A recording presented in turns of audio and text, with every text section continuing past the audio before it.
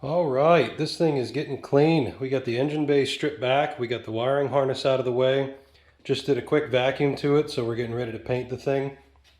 I spent a lot of time trying to get the body side harness out of this. It's a nightmare. I would actually have to take the dash out, so I'm just going to put it in a bag, leave it off to one side. I'll paint the left side while everything's in the bag on the right, and then vice versa to finish it up. So, unfortunately, pulling this out, tightening it up, not going to be in the cards, but I think it's still going to come out nice. There's an easy, we can divide this thing up pretty well.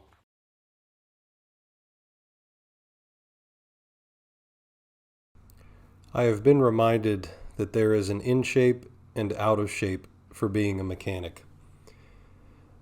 I remember this stuff being a lot easier when I was younger. Even just sitting here, jammed into the fender well, trying to remove the bolt that I stripped out holding the fender in, I had a lot more patience and a lot more physical endurance for this stuff. I am definitely getting back in shape for working on this car.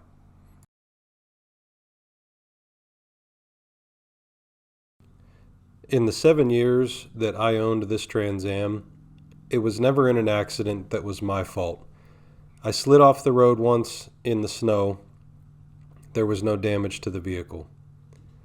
It was parked outside of an apartment in Pittsburgh one night, and I came out on my way to work the next morning to find a note saying, "Sorry I backed into your car," and the quarter panel was smashed.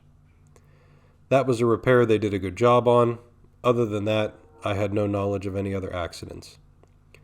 When I lifted the passenger side fender off, the front rail had been smashed, the receiver for the fender bracket was broken, and there was some putty on the inside of the fender holding a stud onto it. So this vehicle has obviously been in an accident that's not been reported at some time. Other than that, as I took this car apart, I expected to see a lot of rust and a lot of wear and tear that I thought I remembered. This car is clean. There's no rust like I remembered. There's no wear and tear like I remembered. For a car that was driven several years during the winter and spent its entire life in the Northeast, this is a really clean 4th Gen Trans Am.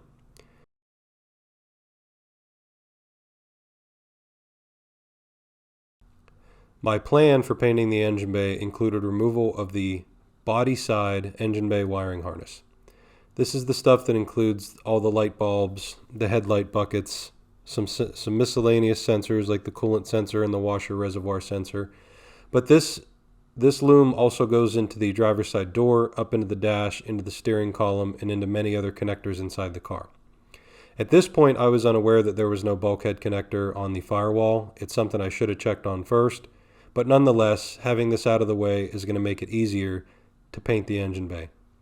As I said in the intro, I'm actually going to bag it up, hang it off to the side, paint 3/4 of the engine bay. I'm going to suspend that bag and paint underneath of it in the other shock tower.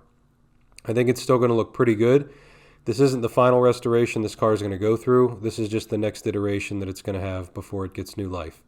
I'm just trying to get it on the road as quick as possible and get it mechanically sorted before it really comes apart and gets the paint job and the attention that it deserves.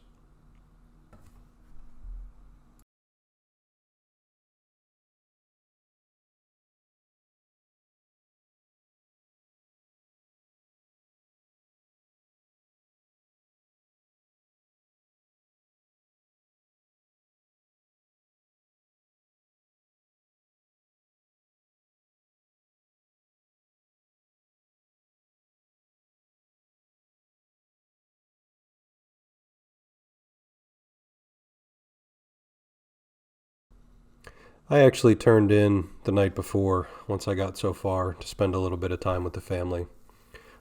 Here you can see me pulling off the heater core hoses. They had never been off of the vehicle. They were very, very difficult to remove.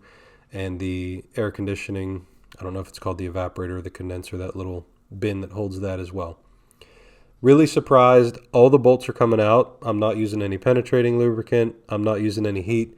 This car is eager to come apart. The level of corrosion on the bolts is pretty normal for the year, the make, and it's abnormally low for where it spent its life.